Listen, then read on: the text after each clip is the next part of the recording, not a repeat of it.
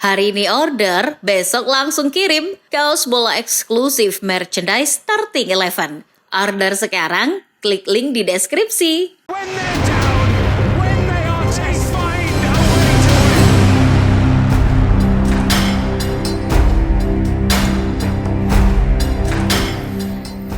Jika kalian penikmat film, pasti ada beberapa film yang menghadirkan plot twist yang bikin kalian heran dan ternganga. Contohnya saja film Fight Club yang diperankan Edward Norton dan Brad Pitt. Sebagai penonton, kita dipermainkan emosinya saat mengetahui bahwa Brad yang berperan sebagai Tyler Durden ternyata hanya alter ego dari Norton yang berperan sebagai the narator. Menariknya, plot twist tidak hanya terjadi di film, alur yang berubah drastis secara tiba-tiba juga terjadi di perjalanan karir para pesepak bola. Banyak contohnya, dari Kakak Berkaladze yang kini jadi politisi, Maldini Pali yang memilih jadi polisi, hingga Raja Nainggolan yang justru ditangkap polisi. Ya, kalian gak salah dengar, ini jadi puncak dari perjalanan karir yang teramat random dari Raja Nainggolan. Penasaran bagaimana randomnya karir pemain keturunan Indonesia ini? Selengkapnya, mari kita bahas. Tapi sebelumnya kalian bisa klik tombol subscribe dan nyalakan lonceng agar tak ketinggalan konten terbaru dari Starting Eleven Story. Kita akan membahas reputasi Raja Nainggolan di sepak bola Eropa terlebih dahulu. Meski lahir di Antwerpen, Belgia, nyatanya Raja tak memulai karir profesional di sana. Dirinya justru sudah memberanikan diri untuk merantau ke Italia di usia muda. Pada usia 16 tahun, dirinya memutuskan untuk bergabung Piacenza U19 dari Beerschot. Sejak saat itu, dirinya membangun nama besar di persepakbolaan Italia. Penampilan Raja Nainggolan sebenarnya tidak terlalu spesial. Dirinya bukan seorang gelandang pengatur tempo macam Andrea Pirlo atau seorang playmaker layaknya Rui Costa. Nilai jual Raja hanya pada etos kerja dan sifat buasnya di lapangan. Mungkin ketimbang Pirlo, Nainggolan lebih mirip Gennaro Gattuso. Atribut itu akhirnya membuat Cagliari mengamankan jasanya pada tahun 2010. Di Cagliari, Raja menambahkan atribut tendangan geledek nan akurat dalam skill set permainannya. Pokoknya, jangan biarkan bola liar bergulir ke arahnya jika jala gawangmu tak ingin dirobek oleh tendangan geledek sang Raja. Pada akhirnya itu jadi daya tawar utama dari Raja di Serie A. Kemampuan itu membawanya ke beberapa klub besar Italia seperti AS Roma dan Inter Milan. Sayang, meski telah mengantongi 367 penampilan di Serie A, dirinya tak pernah sekalipun membawa pulang medali juara. Raja Nainggolan baru meraih gelar juara saat dirinya memutuskan untuk pulang ke Belgia. Usai kontraknya tak diperpanjang oleh Inter pada tahun 2021, Raja pulang dan membela Royal Antwerp, klub dari kota kelahirannya. Raja tak langsung meraih gelar di musim perdananya. Di musim 2002-2023 lah Royal Antwerp berjaya. Di bawah tangan dingin Mark van Bommel, Raja tak begitu jadi andalan. Menit bermainnya menurun drastis dari musim sebelumnya. Namun ketika Raja tidak banyak terlibat, Antwerp justru juara Belgia First Division. Gelar juara ini jadi yang pertama bagi Nainggolan dan yang pertama pula bagi Antwerp. Setidaknya sejak terakhir kali meraihnya pada 1957 atau 66 tahun lalu. Ya, gelar tersebut bak sebuah dongeng sepak bola di Belgia dan Raja Nainggolan menjadi bagian dari dongeng heroik itu. Nah, pasca meraih gelar juara, hal-hal tak wajar justru mulai melekat pada diri Raja Nainggolan. Tiba-tiba muncul berita tentang Royal Antwerp yang tengah berusaha untuk memaksa sang pemain hengkang. Setelah ditelusuri, ternyata Antwerp mempermasalahkan perilaku Raja. Goal bahkan mengungkapkan bahwa Antwerp merasa Raja terlalu bad boy untuk klub.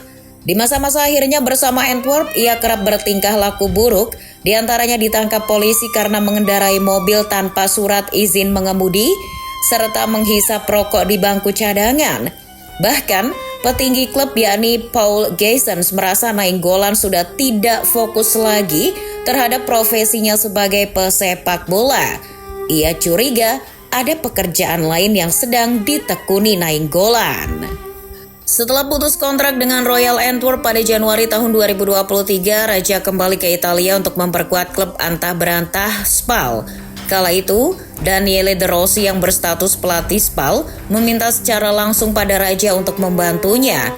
Sialnya, baru sebulan De Rossi malah dipecat, Raja pun kehilangan arah. Karena ditinggal De Rossi, Raja Nainggolan pun tak melanjutkan masa kerjanya di Spal. Dirinya memilih untuk dilepas secara gratis di akhir musim 2022-2023. Disinilah segala plot twist karir Raja dimulai. Bukannya cari klub baru, Raja justru tiba-tiba muncul di Indonesia. Kedatangannya kali ini merupakan permintaan langsung dari Ketua Umum PSSI Erick Thohir yang menunjuknya sebagai brand ambasador Piala Dunia U17 2023. Menurut Erick, pemilihan Nainggolan karena sang pemain memiliki keterkaitan dengan Indonesia. Ya, dari namanya aja udah kelihatan kan kalau Raja punya darah Batak yang begitu kental. Tapi itu baru pembukaan saja. Gongnya adalah saat dirinya justru teken kontrak dengan Bayangkara FC akhir tahun 2023. Gabut barangkali jadi salah satu alasan mengapa Raja Nainggolan mau bermain untuk Bayangkara. Toh tak ada salahnya juga berkarir sepak bola di negara asal dari nenek moyangnya. Tapi tetap saja keputusan Raja sangatlah random. Menurut beberapa pakar, seharusnya Raja masih layak bermain di klub-klub Eropa, minimal klub-klub papan bawah Liga Belgia lah ya. Dengan pamor dan segudang pengalaman di sepak bola, Raja tak sewajarnya langsung bergabung dengan klub Indonesia. Ini jadi sebuah keanjlokan karir baginya. Tapi apa boleh buat, Raja sudah menandatangani kontrak berdurasi 6 bulan. Dalam durasi kontrak yang singkat, mantan pemain Spal itu mendapat gaji sekitar 5 miliar rupiah. Selain gaji yang tinggi, menurut kumparan, Nainggolan juga akan mendapat fasilitas tertentu dari Bayangkara, seperti apartemen di Kemang, Jakarta Selatan, dan sebuah unit mobil. Di Bayangkara, Raja hanya main 10 pertandingan. Performa terbaiknya terjadi di laga melawan Persik Kediri. Ia mencatatkan 3 assist dalam 1 laga. Sebetulnya Bayangkara punya opsi untuk memperpanjang kontrak Raja, namun klub malah terdegradasi. Raja pun menolak tawaran itu. Ia memilih untuk menganggur lagi di usia 35 tahun. Setelah nganggur bukannya pensiun, Raja justru bergabung dengan klub kasta kedua Liga Belgia, Lokeren Temse. Ia diikat kontrak berdurasi pendek hingga akhir musim 2024-2025. Tak sampai di situ saja, di laga debutnya bersama Lokeren, Raja pun viral karena mencetak gol yang keren. Di laga melawan Lierse, Raja memulai pertandingan sebagai pemain cadangan. Ia baru turun bermain pada menit ke-64 untuk menggantikan Sebastian Brebels.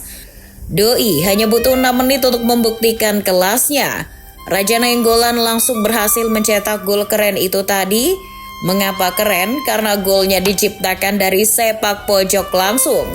Gol ini bisa disebut sebagai gol Olimpico. Cuplikan gol Raja Nainggolan pun langsung meledak di media sosial. Semua kanal berita pun membicarakan gol tersebut. Tapi belum juga berita itu turun, Raja sudah kembali jadi trending topik. Namun kali ini bukan tentang golnya, melainkan berita penangkapannya. Iya, beberapa jam setelah mencetak gol, Raja diringkus oleh pihak kepolisian Belgia. Raja ditangkap di Brussels, Belgia terkait dugaan penyelundupan obat-obatan terlarang dari Amerika Selatan ke Eropa pada Senin 27 Januari 2025.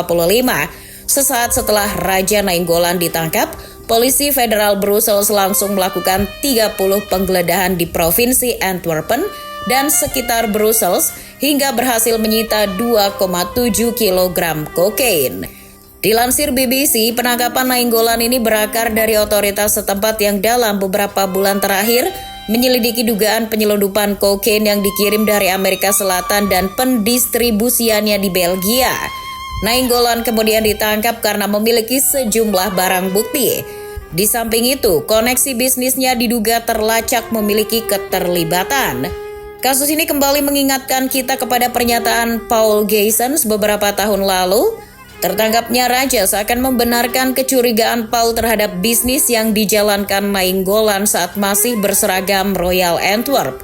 Tentunya, tak ada yang menyangka bahwa sang legenda sepak bola Belgia itu akan mengakhiri karir sepak bolanya di Hotel Prodeo.